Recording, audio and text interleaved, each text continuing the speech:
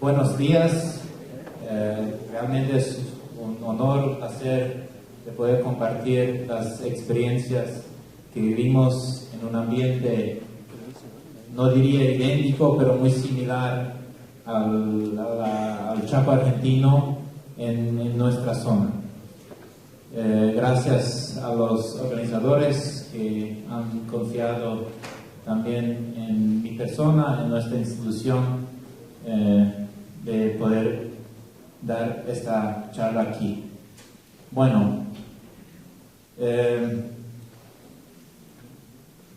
yo trabajo para una cooperativa, una de las mayores cooperativas del Paraguay, que es la cooperativa de Chortizer, que son inmigrantes canadienses con cultura alemana, y tenemos un servicio agropecuario que tiene como objetivo investigar, desarrollar, validar y transferir tecnologías agropecuarias sostenibles al sector productivo. Soy ingeniero agrónomo, no soy ingeniero civil, pero comparto mucho los conceptos e ideas que el señor Domingo ha mencionado aquí. Bueno, vamos a hablar algo sobre la situación edafoclimática del Chaco paraguayo, fuentes de agua en el Chaco, áreas de captación de agua, reservorios y algunas conclusiones. Estamos compartiendo junto con Argentina la cuenca del río Pilcomayo, nuestra zona de influencia es aquí. También tenemos campos más hacia la zona fronteriza con Argentina aquí, más hacia el norte también, pero lo que compartimos es la cuenca baja del río Pilcomayo, lo cual tampoco no se ha podido solucionar definitivamente toda la complejidad que tiene este río. Algo sobre las aptitudes de los suelos. Tenemos, como ustedes también, buenas aptitudes productivas, pero con grandes limitaciones hídricas, lo cual a veces lo pone, según la clasificación de la FAO, en una situación más compleja, más limitada, pero lo que se puede solucionar con el agua en gran medida. Ustedes ven aquí la zona del Chaco Central se empezó a desarrollarse a principios de la década del 30. Fueron los primeros inmigrantes colonizadoras de la zona, y los primeros 50 años, algo de historia, fue una lucha para la sobrevivencia. Y hoy se ha dado todo un desarrollo muy grande en la zona también. Este es nuestra mapa de historietas. Tenemos en el Chaco Central aquí unos 800 milímetros, y a medida que nos vayamos hacia el oeste hay un gradiente de bajada de lluvia, y a medida que nos vamos hacia el este las lluvias aumentan. Es la misma cosa que aquí. La otra cara de la moneda es la evapotranspiración potencial, lo que nos marca el déficit. Yo siempre digo, una parte es decir cuánto llueve, y la otra es cuánto es realmente el déficit. Y tenemos en promedio unos 1400 milímetros de evapotranspiración. Los últimos 10 años hemos medido en promedio 1700 milímetros. Y esa es la situación mensual. Esas son nuestras precipitaciones, y esta es nuestra evapotranspiración. Todos los meses, si uno lo analiza, en promedio tenemos déficit. Y a veces nos suceden esas cosas. Ese, por ejemplo, es del último año, una semana de octubre, con viento norte fuerte, con temperaturas de 42, 45 grados, vientos fuertes, secos, humedad baja, hemos llegado a evapotranspiraciones semanal en una semana concreta de 67 milímetros y no hay planta que lo resista sin la provisión de agua fácilmente disponible. A pesar que uno de repente tiene buena agua almacenada en el suelo, pero soportar esos déficits es bastante complejo. Y a veces eso sucede en nuestro ambiente y cae toda una economía. Y eso es muy cierto. Bueno, un poco lo que mostró también Bazán, nuestras precipitaciones anuales, siempre hemos tenido años secos desde el 32 y hasta el 2008. Ve que nunca ha bajado en nuestro caso por debajo de 400 milímetros, pero por debajo de 500 ha habido más o menos unos 5% de los años que tuvieron estos baches de baja de lluvia.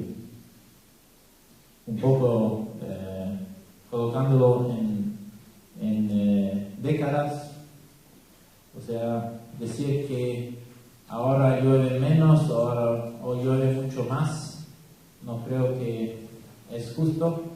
Lo que sí, yo siempre digo que nos malcrió mucho es la década del 80 y 90, donde tuvimos muchos años por encima de la media y muchos años por encima de 1000 milímetros, y nos asustó mucho el año 2002. Vinimos con años muy buenos y aquí hubo un problema y aquí hubo mucha muerte de vacas, mucha pérdida de plata por no haberse preparado para un escenario así. ¿Cómo se distribuyen los años pluviométricos? Tenemos aquí, por ejemplo, años de entre 400 y 500 milímetros, un porcentaje de ocurrencia de 6%, y la mayor cantidad de años se concentra entre 700 y 900 milímetros. ¿Cómo son las lluvias de un año? ¿Cómo son los eventos? A mí personalmente me gusta mucho jugar con esos datos porque realmente se marcan el potencial que tenemos de cosechar el agua de lluvia. Aquí ven que tenemos muchas lluvias pequeñas y a veces la gente se olvida de anotar esas lluvias y dice que ni llovió 200 milímetros. Y yo siempre digo que la cantidad de agua que nos cae con las lluvias menores a 20 milímetros es muy importante, supera los 200 milímetros en promedio. Y a veces ni le damos caso a esos eventos de lluvia. Y realmente tienen muy poco impacto en la cosecha de agua, pero son lluvias que se registran. Este, por ejemplo, es el año 2009, fue el año 2010, bueno, me equivoqué, un año relativamente seco y tuvimos precipitaciones no elevadas, pero muy frecuentes. Aquí tuvimos más que 50 eventos de lluvias, a pesar que llovió poco. Solamente una lluvia llegó a los 80 milímetros. El resto fue todo por debajo de 60 milímetros. Pero siempre ha llovido. ¿Qué cantidad de lluvia podemos esperar en los diferentes periodos? De entre septiembre y diciembre siempre nos ha llovido 100 milímetros o 50 milímetros. Ha habido un año en estos últimos 80 años que no ha llovido 100 milímetros, pero el resto siempre ha llovido más que 100 milímetros y así sucesivamente. Ahora, si vemos el periodo de enero a mayo, vemos que tenemos una probabilidad del 100% que nos llueva 100 milímetros o más, y tenemos una probabilidad del 92% que nos llueva más que 250 milímetros en este periodo. El periodo de mayo a agosto es obvio, en el ambiente chaqueño es más imprescindible. ¿Cómo se dice? Imprevisible. Bueno, si analizamos nuestro suelo, a medida que bajamos en el suelo, aumenta la conductividad eléctrica, la salinidad. Como dijo el ingeniero Mario Bazán, que hay una estratificación de salinidad. Y interesante es, hemos analizado en el monte y en la pastura. Y eso significa claramente que el monte es capaz de evapotranspirar todas las lluvias que caen y hay muy poco lavado hacia estratos inferiores. Mientras que en la pastura los primeros metros generalmente, una vez desmontadas, mejoran en cuanto a la salinidad y se encuentran de vuelta a mayores profundidades. Eso hemos comprobado con unos 100 perforaciones que se ha hecho. Y quiero mencionar al ingeniero Wilhelm Giesbrecht, que seguramente al haber escuchado una presentación al candidato estaría muy entusiasmado. Él falleció en un accidente de tránsito hace 2 años atrás. Realmente fue un técnico muy entusiasta en todo lo que es el Chaco. Fue el pionero en haber estudiado agronomía de nuestra comunidad. Bueno, a medida que aumenta la conductividad eléctrica del suelo, también aumenta la conductividad eléctrica de la napa. Hay una correlación directa muy importante. Y por eso, si tenemos suelos bastante salados, no nos vale la pena invertir en infiltraciones, invertir en recuperar o tratar de crear bolsones de agua en esos sitios, porque cuesta mucho en lavar esos sales y mejorar el agua en esos sitios. Salinidad tenemos también, tenemos 2 zonas con problemas de salinidad, incluso con lagunas saladas donde hay brotes de agua con salinidades muy elevadas. Hemos hecho unos cuantos estudios también, se ubican aquí y aquí. Esto, por ejemplo, es algo muy similar también en el oeste de Australia. No voy a quedar mucho ahí. Aquí hemos hecho en una laguna salada. El problema a veces es el drenaje de estos bajos. Cada laguna salada generalmente tiene, como es un paleocauce viejo, tiene un lecho más elevado y tiene lagunas alados, que cuando llueve mucho el cauce principal drena a esos lugares y no se puede redrenar al cauce principal. Eso es un problema topográfico, realmente quedan más bajos, entonces el agua queda ahí y saliniza mucho más todavía. Entonces hemos hecho unos estudios y algunas prácticas de canalizar y llevar el agua de vuelta al cauce principal con la ayuda de bombeo, y con eso hemos podido bajar la conductividad eléctrica del agua de la laguna en forma importante comparada con una laguna que no fue drenada. Vendrían a ser tipos así. Un sueño que tengo de que gran parte también se puede drenar así para aliviar el sistema acuífero salado que tenemos en ciertas zonas, como hace Australia.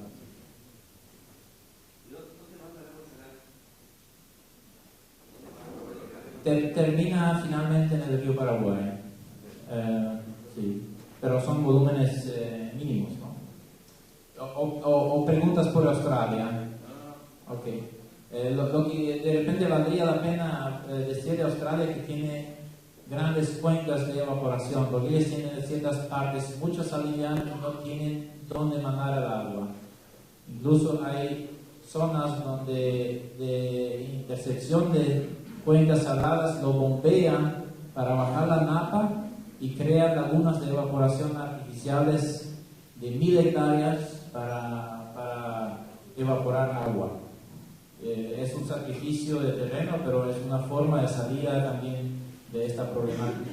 Por ejemplo, es Mildura, una zona muy problemática, muy productiva, tiene muchas uvas y dicen que es la única salida que ellos tienen de seguir produciendo en la zona. ¿Cuáles son nuestras fuentes de agua? La principal fuente es el agua de lluvia. Ya vamos a ver más en detalle después. Por ejemplo, son inversiones importantes. La cooperativa nuestra tiene un frigorífico que hoy se amplía a 1500 cabezas por día de faena y el 100% se provee de agua de lluvia porque no tenemos otras fuentes en la zona.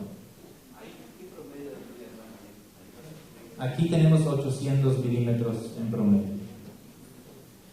Otra fuente de agua que tenemos en el Paraguay es en el oeste. Tenemos agua subterránea de calidad aceptable, de calidad marginal para el riego, aceptable para la ganadería, muy buena, también para el consumo. Tiene un RAS bastante complicado, lo que le hace marginal para el riego, pero con buenas tecnologías se puede utilizar. Hay algunos proyectos ya de riego por goteo en algodón con esas aguas con resultados interesantes. Las otras fuentes son las aguas fluviales. También estamos rodeados en el Chaco paraguayo de dos ríos. Uno es el río Pilcomayo y el otro es el río Paraguay. El río Pilcomayo con sus problemas, con sus sedimentos que arrastran. Realmente es muy complejo el manejo y se pelea continuamente para tener agua, ¿no? Algunas obras que yo siempre digo que nosotros podríamos copiar de Argentina son, por ejemplo, que se hizo en Formosa, el Bañado de la Estrella, el dique de la Ruta 28 que hay ahí. O el canal de conducción de Laguna Yema a Las Lomitas, cómo se podría aprovechar también esos recursos en forma más optimizada. Yo digo que en nuestra zona hay un potencial muy interesante aquí aprovechando las aguas subterráneas y aprovechando el agua del río Pilcomayo para proyectos de riego. Bueno, el río Paraguay, tenemos mucha agua, ideas como también se podría traer el agua hasta la zona. Quiero detenerme un poquitito en esta imagen. Esta es la cantidad de lluvia que recibe el promedio en nuestro continente, son 1600 milímetros, o sea, estamos muy bendecidos en comparación a los otros continentes del mundo. La otra cosa es cuánta agua se va al mar, y también la mayor cantidad de agua que nos cae sobre nuestro continente fluye al mar sin ser aprovechada. Si lo comparamos con Australia, tenemos mucho que aprender y manejar.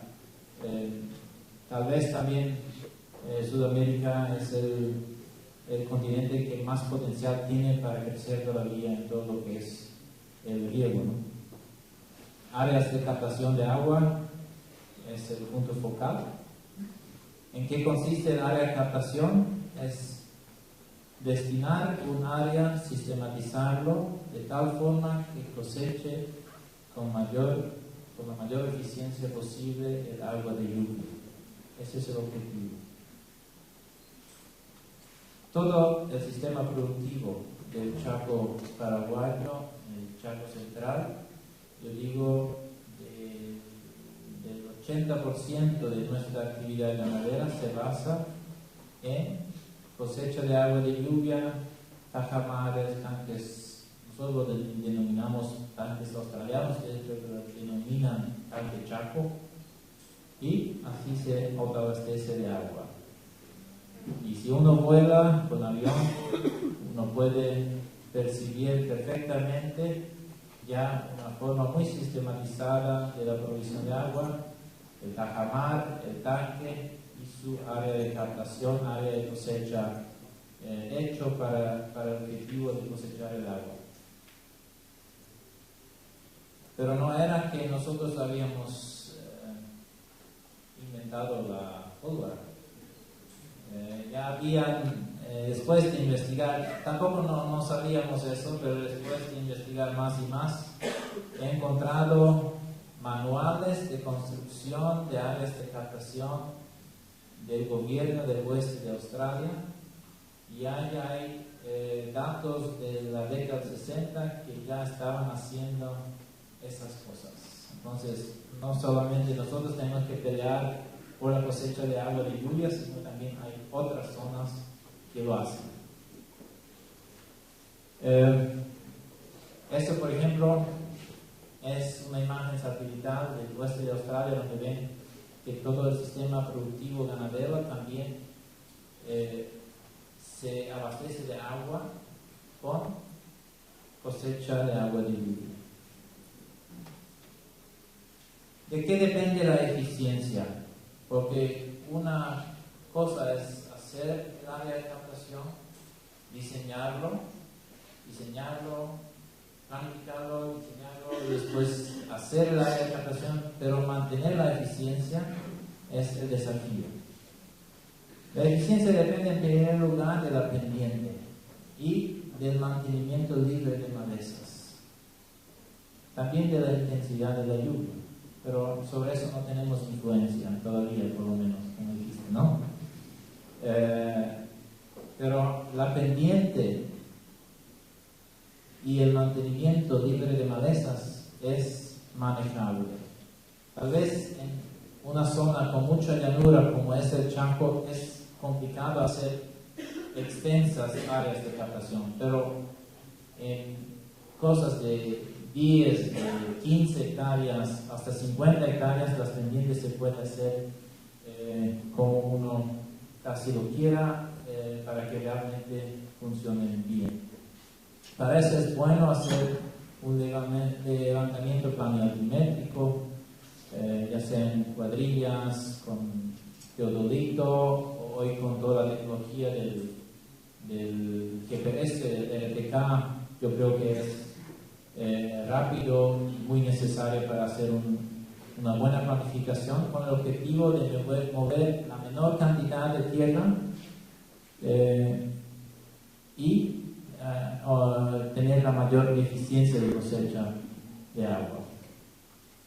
Algunos parámetros que nosotros hemos definido que son importantes a tener en cuenta: que el propio canal de cosecha de agua tenga una pendiente de 0,25 a 0,3%, el ancho de los camellones o los canales entre los camellones sean de 6 metros, es por una cuestión práctica de utilizar la motoniveladora para no mover demasiado lejos la tierra.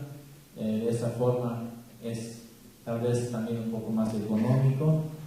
Y los canales colectores, una pendiente de 0,1 a 0,15%. Incluso hay proyectos con menor pendiente que funcionan muy bien. Un corte transversal. Ahora, ¿qué es un área de captación bien hecho y cuál es no bien hecho? Aquí ven que hay poco crecimiento de malezas.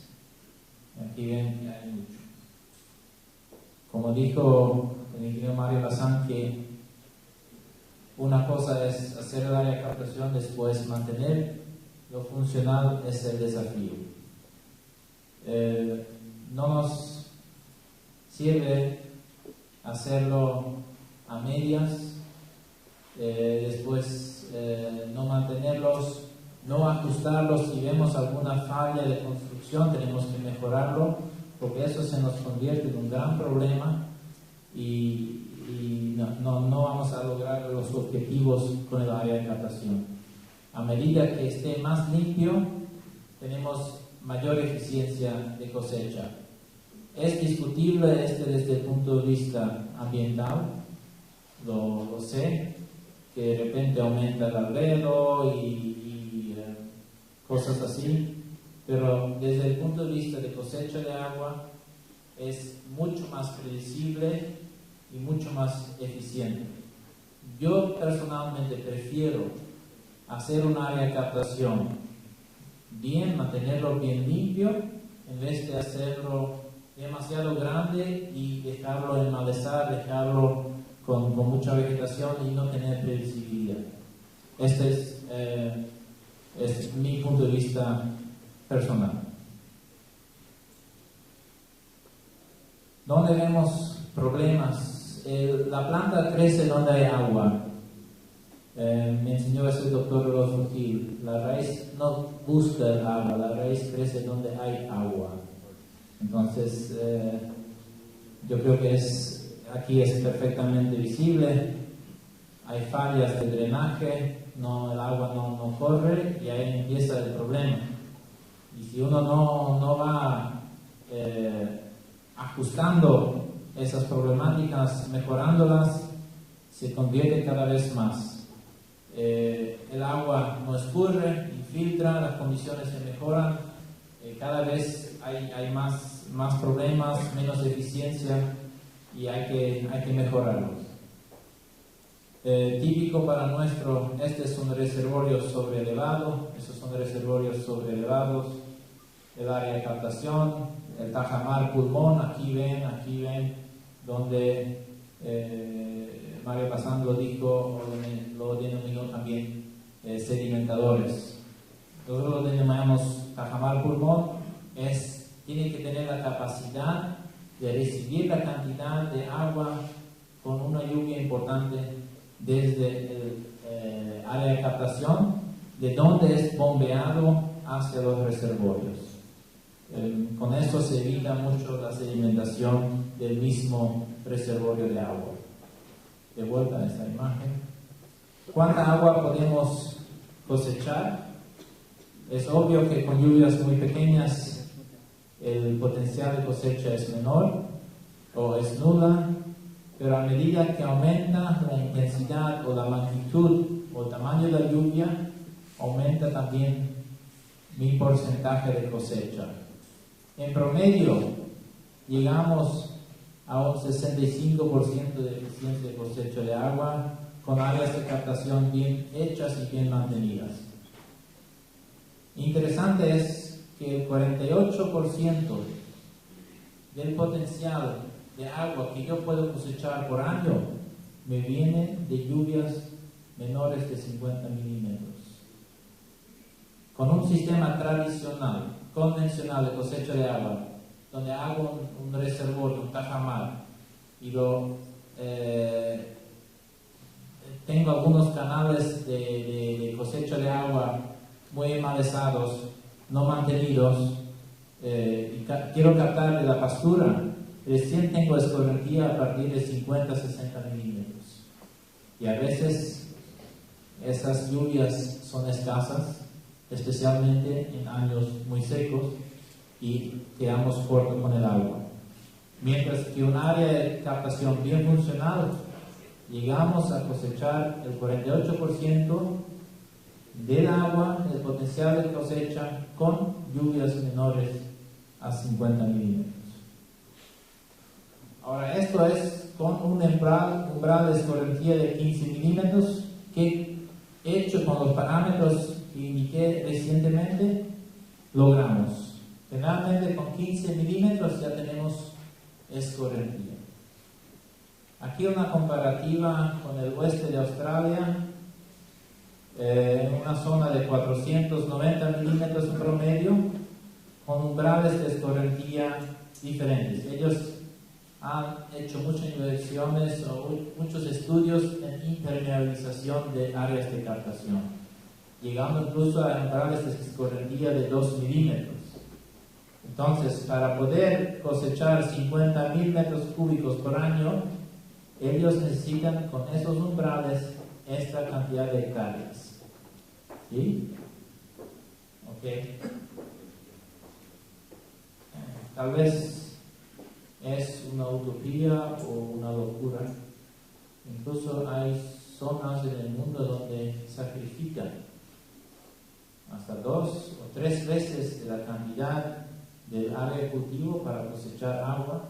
Es directamente cosechar agua para una pastura. Con eso aumentan significativamente la productividad en comparación a una zona que no fue provista de agua de esta forma.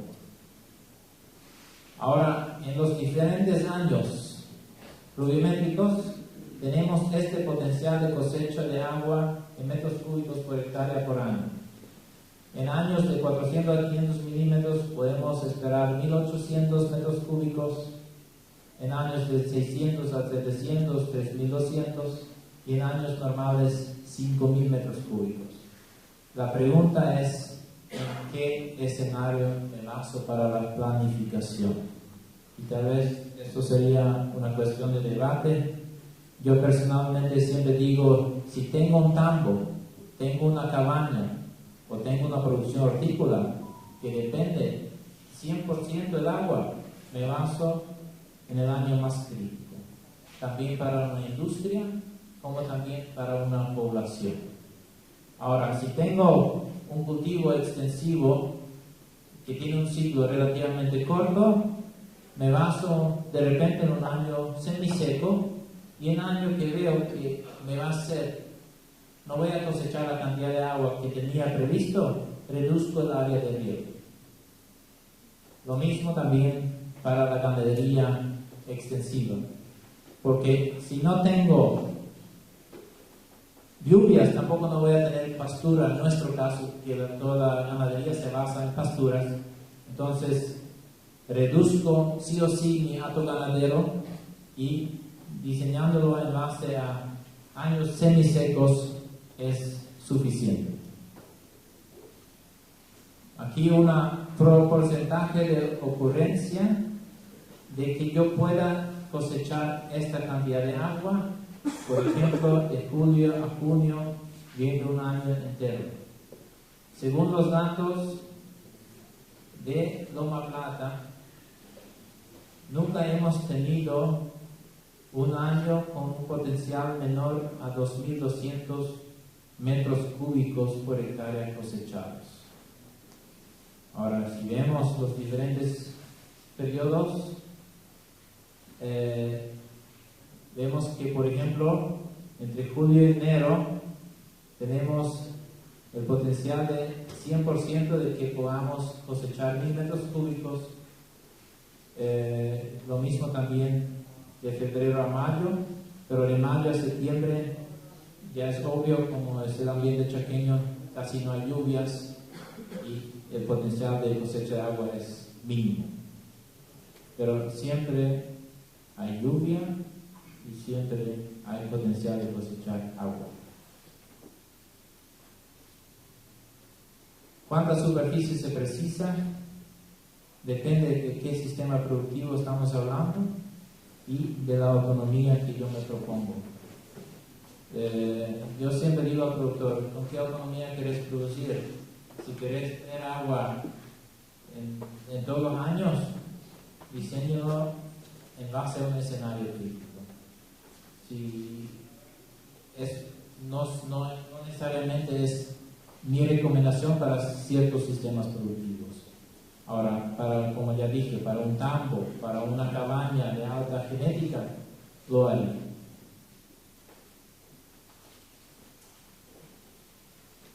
Para la ganadería, nosotros consumimos, incluyendo la evaporación, que es importante, unos 36 metros cúbicos por animal por año. Entonces, si para años normales cosechamos 5.000 metros cúbicos, para años relativamente secos cosechamos 3.000 metros cúbicos por hectárea. Entonces, una hectárea de captación bien hecha y bien mantenida debería dar abasto a 80 animales vacunos. Para un campo o una cabaña tendríamos que ir a este número. Para cultivos extensivos, por ejemplo, hablando de algodón, yo tengo que sacrificar, por ejemplo, una hectárea de cosecha de agua para hacer un cultivo de alto rendimiento. Esta es una realidad si yo quiero tener una productividad buena y justificar esta inversión. Ahora, en horticultura depende qué cultivo es, en qué época cae. Ahí puede ir de 2.000 a 10.000 metros cúbicos por hectárea el consumo. Por ejemplo, en nuestro caso, la cebolla consume unos 4.000 metros cúbicos por hectárea en su ciclo, y durante su ciclo prácticamente no llueve, lo tenemos que abastecer 100% y captarlo previamente en la época de verano o otoño. Entonces es otro tipo de diseño que uno encara. En este caso depende en qué época uno lo planta, qué distancias, qué sistema, si es un invernadero, si es un soplo o si es campo abierto. Algunas problemáticas: los suelos tienen un alto contenido de limo, a pesar que elegimos en los sitios más de reservorios y tajamares, los sitios más arcillosos, pero las mejores áreas de captación se dan en los suelos con mayor contenido de limo, porque sellan más fácilmente, no se agrietan, pero tienen el problema de erosión. Entonces ahí tenemos que mejorar mucho todavía. Hay unos cuantos intentos ya con muy buenos éxitos, y eso es importante porque si no el volumen eficiente que uno capta en su tajamar se baja mucho. Por eso el reservorio sobreelevado tiene mucha ventaja, porque donde es el tajamar pulmón ya no es más el reservorio, sino es el lugar previo de decantación. Entonces no limita o reduce el volumen útil que uno almacena. ¿Cómo almacenar el agua en tajamares, reservorios elevados? ¿Y dónde queda el agua? Consumo, evaporación y percolación. ¿Ya? Ventajas de los reservorios elevados. ¿Qué es un reservorio elevado? Es la tierra extraída tanto del interior como del pulmón, se hace la represa, y con eso uno tiene, por cada metro cúbico de movimiento suelo, generalmente uno tiene 1,5, 2, incluso a 2 metros cúbicos y medio de reserva de agua, o de potencial de reserva de agua.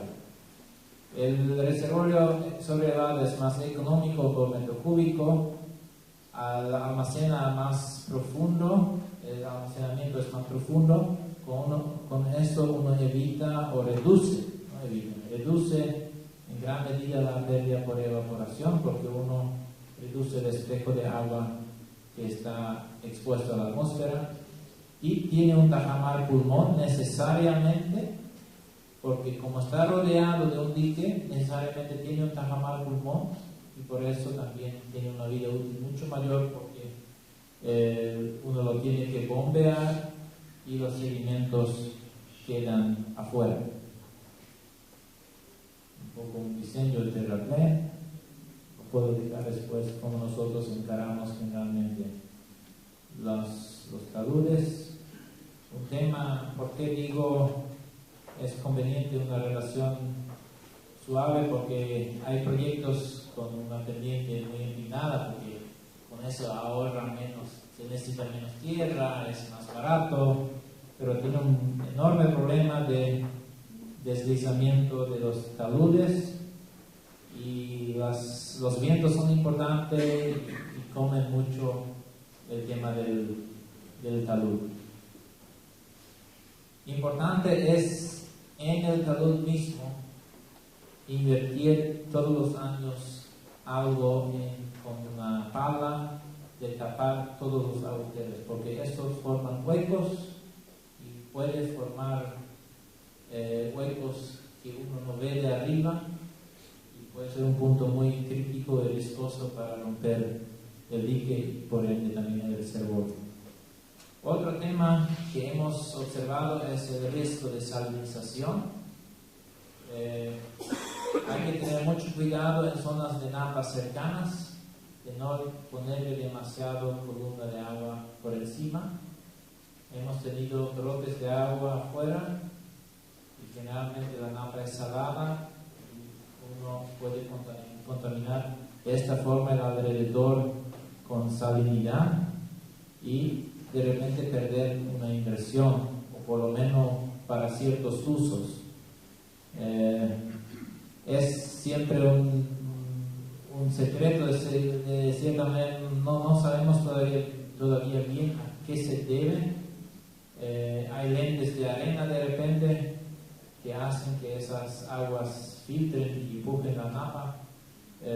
Son cosas que suelen suceder y por eso en zonas donde las napas están más cercanas a 4 metros eviten colocar una columna mayor a 2 metros a esto.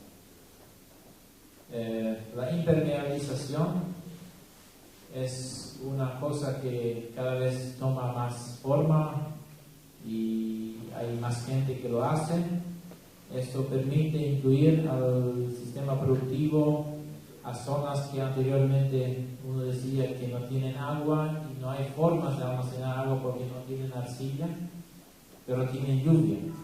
Entonces, la geomembrana o el plástico ayuda a que se pueda incluir estas zonas también al sector productivo sin mayores problemas. Es un poco más inversión en agua, pero es posible. Hoy por hoy se usa mucho los plásticos o geomembranas de 200 micrones, enterrándolo. Aquí ven todavía un talud inclinado, eso no se recomienda porque puede deslizar también todo el muro. Generalmente se emplean relaciones de 4 metros vertical y 1 metro horizontal, incluso 5 vertical, 5 horizontal y 1 vertical, esas pendientes.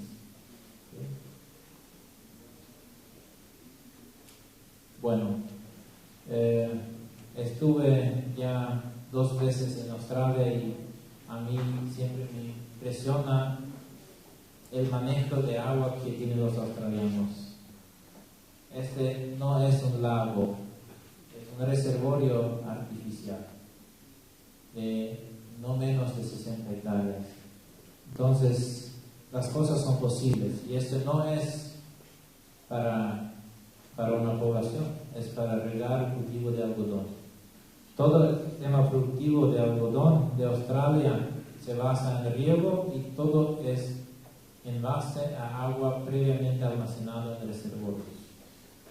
Todo lo que ven aquí, esos pedacitos, todos son reservorios grandes para proveer de agua. Hay productores que están condicionados a almacenar previa a la siembra, tienen que tener 5.000 metros cúbicos por hectárea almacenados para sembrar un cultivo, 1 hectárea de algodón. Es una inversión muy grande que hacen, pero justifican. Se justifican en el caso de ellos, ya que tienen rendimientos exorbitantes. Ellos están hablando de 7, 8, 9 toneladas de algodón hoy día, no están hablando de 3 a 4, ¿no? Este es, por ejemplo, un predio de 25.000 hectáreas de cultivo y tiene 9.000 hectáreas de reservorio de agua totalmente artificial. Y si uno lo ve así, es enorme la inversión, enorme la cantidad de tierra movida, pero son cosas que hoy en día se hacen en el mundo. Bueno, ¿cuánto nos cuesta el agua en años semisecos con reservorio no impermeabilizado? Es un reservorio común con arcilla. Nos cuesta hoy cada metro cúbico, dándole al animal, dándolo a las plantas, 20 centavos de dólares. En años extremos puede llegar a 30 centavos. ¿Sí? Bueno, aquí un poco una cronología. Conclusiones. Se puede tener un sistema autónomo de provisión de agua. Las áreas de captación son una herramienta fundamental para tener autonomía y seguridad. El agua tiene un costo importante, pero no inviable. La salinización de reservorios se tiene que tener en cuenta a la hora de diseñarlos. Y las sugerencias serían investigar más e invertir en la captación sistematizada de agua. Yo creo que hay un campo de investigación todavía muy amplio. Cómo diseñarlo mejor, qué métodos utilizar de repente para impermeabilizarlo, para aumentar su eficiencia y cosas así. Investigar sobre opciones de drenaje subsuperficial para aliviar el sistema acuífero, sería más para nuestra zona tal vez, pero me imagino que aquí hacia el este hay problemas también. Realizar estudios de factibilidad de traer fuentes de agua de extra zona. En este caso, en Paraguay hay muy pocos proyectos y siempre me alienta escuchar a una persona del ámbito político que está interesado y pone en un plano en su agenda el tema de agua como tema central. Realmente es algo muy bueno. Realizar investigaciones de riego con agua subterránea en la zona del oeste del Chaco paraguayo serían cosas que serían mis sugerencias. Muchas gracias por estar aquí.